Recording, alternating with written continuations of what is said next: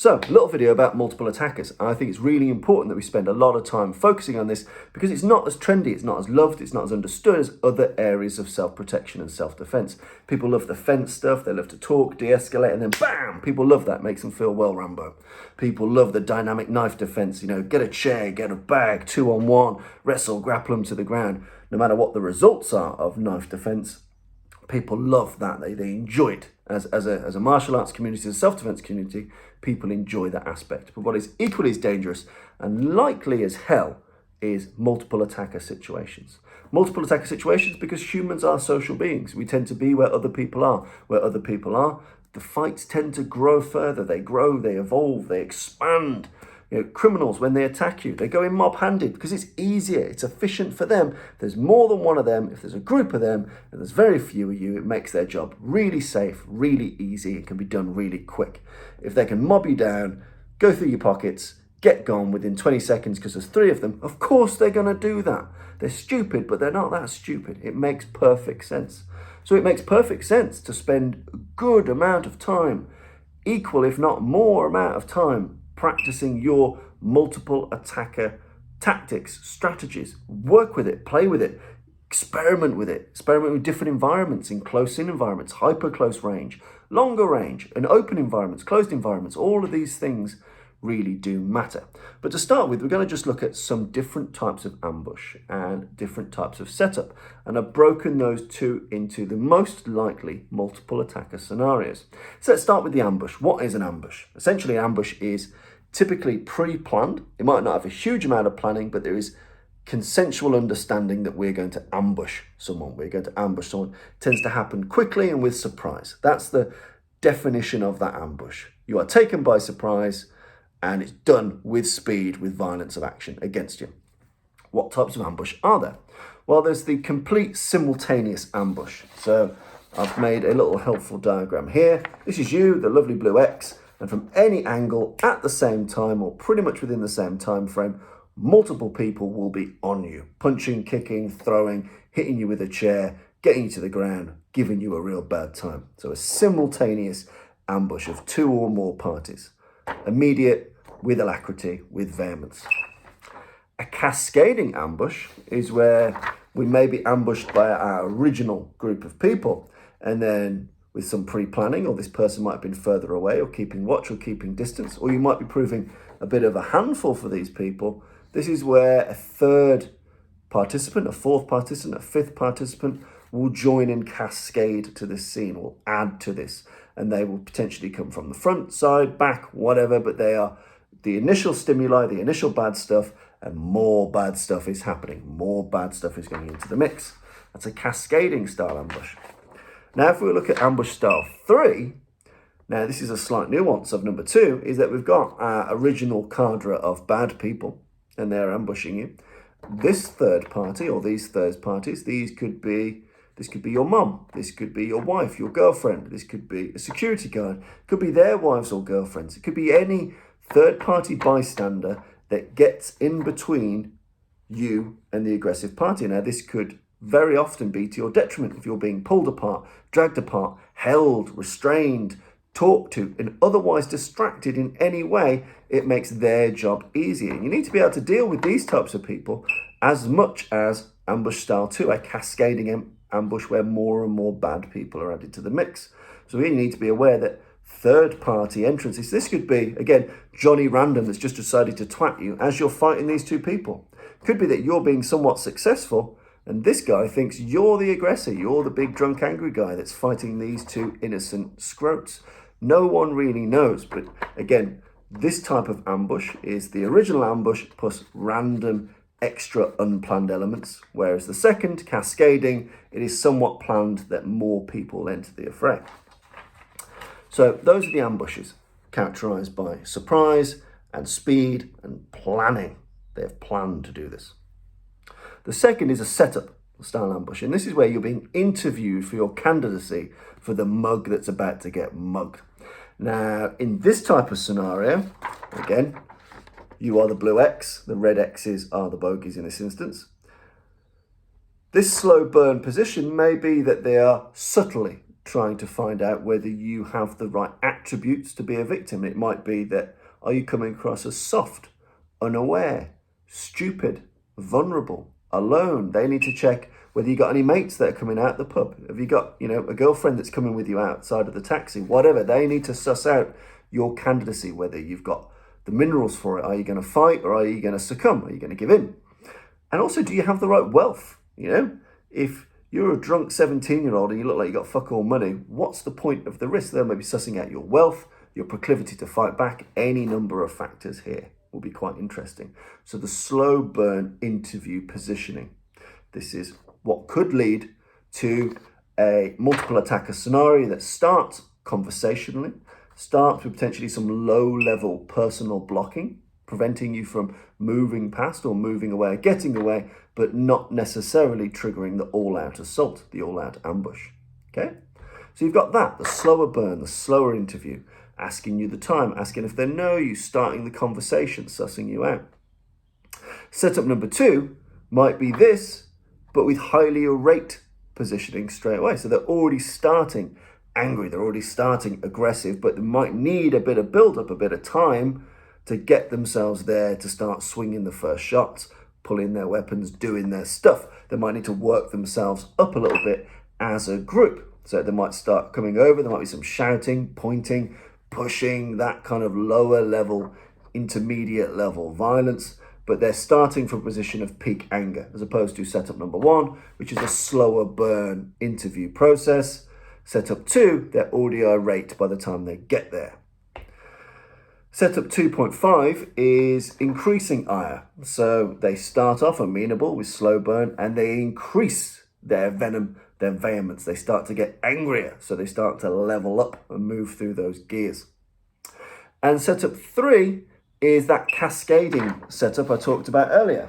So again, it may well be that this is you. This is the original person that's blocking your path. The slow burn, they are prospecting, they are interviewing, they are sussing, and then cascading to this, adding to this, is then an additional person or additional persons. So it still hasn't started with immediate violence, but blocker number 1 is suddenly joined by blockers 2, 3, 4, 5. You get the picture. Someone like a cascading ambush where you fight this guy and then suddenly there are more coming. This one, you're being interviewed by this guy, and suddenly you find yourself starting to be pincered, surrounding. Incidentally, this is almost like a traditional L-shaped ambush in that I'm here, there's someone in front, and someone making the L. So if you imagine the L shape like this, they've essentially got you into a bit of a box, a bit of a right-angled corner. You are stuck here, and you're being prevented from either side in this L-shaped pattern from escaping or attacking or doing anything that you want to do. So a cascading interview setup ambush. So those are some of the key principles. Understand that there's ambushing, planning, surprise, numbers, and there are setups which could involve levels of interviewing, prospecting, building up to the net result. The net result is largely the same. You're giving away your goods, getting a kick in, both. The end result is the same. It's just the speed in which you have to resolve that. And naturally, if it's an ambush and it happens and it's on, it's physical probably before you know it's even on. When the ambush is sprung, even with low degree of competency, probably the first time you know it's on is when you're getting clattered with something. So you need to be aware that that will require an immediate, visceral, venomous physical response. Whereas the setups and the interviews within reason have some opportunity for you to de-escalate, to diffuse, to avoid, to escape. They are easier to some degree to manipulate your way through because in that instance there's an interview and you can pass or fail that interview. So you want to make sure you bloody well pass it. So ambushes and interviews, these are things you need to burn into your mind. This is not new news to most of you, but sometimes we forget about it in our daily training. We get used to punching and kicking and scenario drills and using the fence and weapons and all that stuff. We forget about the types and natures of ambushes and interviews that we need to be aware of. So what principles? I'm not going to talk about techniques because you've got your own techniques, and what I'm really good at, or what I feel I'm really good at, is boxing, using my hands. So I'm going to be a lot more proficient at using my hands and using my fists, because I've been doing it since I was 5, than someone that's coming on and wanting to do an 8-week course. They're going to have very different levels of ability, competence, physicality, psychology. They're going to be very, very different. So what physical skills you use are based on your preference, your physicality, and the scenario itself. So fuck techniques for now. But principles, I think, are very important. So let's look at some of the principles for either the ambush or the interview. So principle number 1, escape the trap. Yeah, whether it's an ambush or a setup, it is a trap. You are being trapped. Your ability to escape is being redacted, reduced, compressed on purpose. So how can you do that? Well, you can get used to avoiding the trap completely by spotting those situations. If you spot a setup a bit like this L-shaped ambush here, if you're starting to spot you're being prevented from the front and the side, or the side and the front, as soon as you spot the signs of a slightly open bear trap, you can move your way through it. You can avoid it. You can backtrace. You can do all sorts of things to not get caught up in the hinges of that particular ambush. So if you can recognize the shapes, the patterns, the constructions of what might be an L-shaped ambush or a pincer style ambush, potentially you can avoid it before it even happens. Naturally, you could burst your way through it. So you could subtly avoid it by conversation, by going back where you came, by moving adjacent or parallel or diagonal. You can find there's always a weakness to a trap. They're very rarely, unless it's very last minute, completely on. If they are completely on, you're fighting anyway. So if there's some chance of escape, take that chance of escape, no matter what direction that may be. You've got to make sure that you use your spidey senses to be aware, does this feel right? And you can't be stupid, there's no point in walking so close to a wall that you can get immediately slammed into that wall. Walking very, very close to the road might mean that you get ambushed from a car. So again, you've got to weigh and balance the environment around you. Could people surprise me? Is this a corner that I can't really see? Is the lighting too dark for me to be able to make good decisions? Can I make good decisions? Does it look right? Does it feel right? We can talk about millions of ways to position yourself to avoid being attacked, but in reality, does it look right? Does it feel right? And really do trust your gut on that. Obviously, you can learn to diffuse the trap, and that is essentially about cranking up the difficulty dial. So if you find yourself in this immediate interview or cascading interview where one or more parties are starting to close in, but it's still in the discussion phase of this, the interview phase of this, how do you project yourself as a harder target, as a tougher meal? And this could be done in a number of ways, because it's not always about looking and sounding and being hard. There are benefits for sounding like no easy lunch and getting that across, but obviously that can also trigger unwanted stimuli. So you need to use your discretion and your understanding of humans and how humans communicate and behave. You really have to understand how to project a degree of force and strength and resolve. How can you do that without triggering an immediate physical response or injuring someone's pride or position, or in any other way triggering something that may be disadvantage to you? It may well be just about simple bluff confidence. How to get across that you're in no way afraid, in no way perturbed, that you are aware. You needn't always be aware and aggressive. You can just be aware and confident and robust in yourself. And again, that might ensure that you don't fail the interview. It's a very important thing. Don't fail the interview. So find ways to project strength, awareness, and confidence. These are 3 very, very important things. Strength, I'm going to be a handful for you. Awareness, I'm not going to be surprised by you. And confidence, I am not worried about the result of this in either instance. Strength, awareness, confidence. These are really important things to have. Naturally, fighting more than one person is very, very, very dangerous. Fighting one person is really hard. Fighting more than one person is very hard. So you got to be aware and have some understanding of how to tool up. So in areas of the world where you can already have weapons, you need to understand how to deploy those weapons under duress, under pain, under fear, under control, under closed spaces, far away spaces, in different types of clothing. You need to know how to access your equalizing tools. By the same token, you also need to get good at improvising what is around you. and doing spot drills in different environments where you can immediately go for things that are better than fighting unarmed. Is that chair going to be worth me actually going for it? Is it going to offer me more benefits than fighting with my hands? Is that pool cue? Is that snooker ball? Is that whatever, that bit of 2x4 in the road? Is that brick over there? Are these going to add to my abilities? Are they going to be force multipliers for me? So understanding how to access weapons if you're in a place that allows them, and access improvised weapons if you're in a place that doesn't, how to get them quickly and use them well. These are all skills you need to foster, because there is no point in having a fair fight with more than one person, ever. You'd have to be stupid to do that. When it comes to the physicality of the space, easier said than done. The tried and tested method is to try and line people up. So you need to get used to always being on the move. Whether you're moving forward or whether you're backpedaling, you need to avoid just straight linear movements. You need to have some ability to turn, to pivot, to position yourself so you can start to close the funnel down. So again, there are many ways to do that, but the best thing for you to do is just practice how to use your voice, your hands, your physicality, your presence, or indeed your techniques to start to get people to close up and get themselves in a linear fashion. That makes it easier for you. It doesn't make it easy, but it makes it easier for you. So how to stack people, how to get them, stop them from fanning out. As soon as they fan out too much, you need to readdress your positioning. Before any technique's going to be useful to you, you might beat up one very well, but that's no good if you're being strangled, grabbed, stabbed from behind. You need to be able to funnel people well.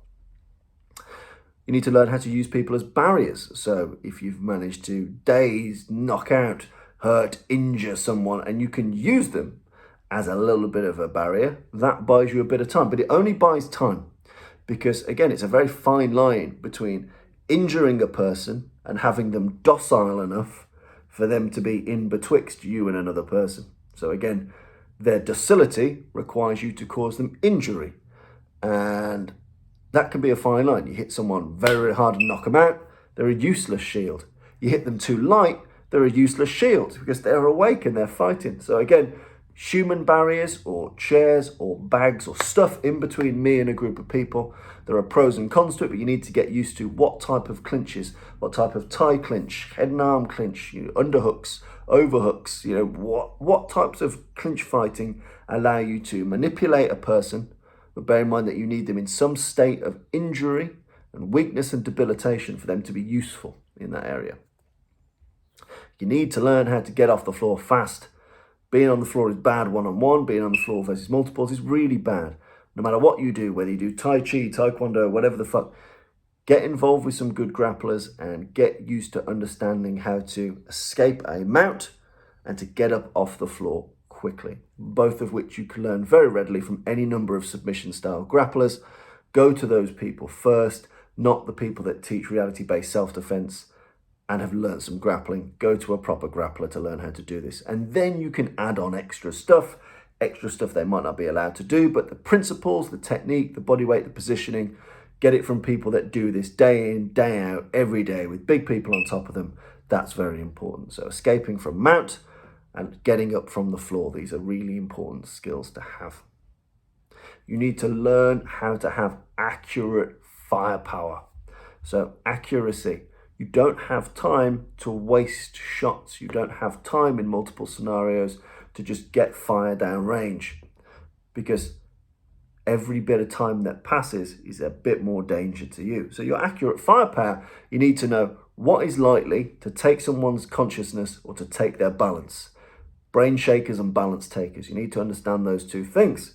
You understand what techniques have you got that you're good at, that you can do, and where can I put them on a human under duress that gives me the net result? How can I get good at targeting the jawline to shake the brain? How can I do this? Because there's no point in me attacking other areas of the face. Let's say I do manage to jab an eye, I've still got to deal with that person and the other. So you need to learn how to put people down fast and put people out fast. And that requires good concussive striking and good concussive grappling, how to slam people into stuff and down into stuff without getting too involved. But your striking is really, really key in a multiple attacker scenario. You need to develop some accurate, trustworthy firepower that you can land on target, on time, with ease and with force. And then you need to practice intelligent escape, not just running, not just getting away, intelligent escape. So understanding, where am I going?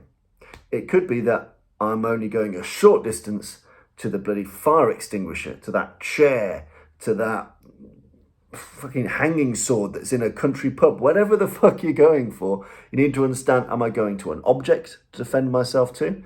Am I trying to put distance between myself? But bear in mind, distance isn't necessarily the most useful thing. It could be that barriers and doorways and obstacles are more efficient than distance because people can cover distance. It could be that you're going to other signs of life, other pubs, clubs, door staff, police officers, the house next door, whatever it is. You need to have some intelligent plan of escape. So whether you're going towards a weapon, to other people, to obstacles, to places of safety, try and understand why I am traveling, not just how to travel. So as you escape, escape with purpose, and understand that there's very rarely a turn your back guarantee. You might just cause enough injury to get out, but you need to know, where am I going and to what end? Because the last thing you want to do is get chased again and knocked down again and battered again. So you want to make sure you're making the right decision first time. So in summary, in this very long video, which should be very simple, but I wanted to outline some of my preferred principles. First, understand and experiment with the types of ambush that might happen. Surprise, speed, planning. How could that happen to you? How do cascading ambushes work? These aren't things that people need great intelligence to do. It's a rather natural thing for us to know. We're predators after all, so we're good at this naturally. So ambush situations, how can they evolve? How can I move through them? Setup situations, interview situations with multiple opponents, multiple antagonists. How can I move through them? How can I use my soft skills and my hard skills to make sure I don't fail the interview? And how do I apply the principles of escaping the trap, diffusing the trap, being able to weaponize, being able to stack, being able to barrier, being able to get up off the floor, get up from the mount, how to apply accurate firepower when you need it, how to escape intelligently. All of these things come into multiple attacker scenarios, and they're really important for you to dedicate some serious time to, because if you're a martial artist or if you're into self-protection, this is one of the most dangerous things you will ever face, and it is one of the most likely things you will ever face. Based on huge numbers of global statistics, it's very increasingly rare that you will ever fight one person. So knowing how much to dedicate your time against the realities you'll likely face, that's a really important decision and discussion to have with yourself. Stay safe, speak soon.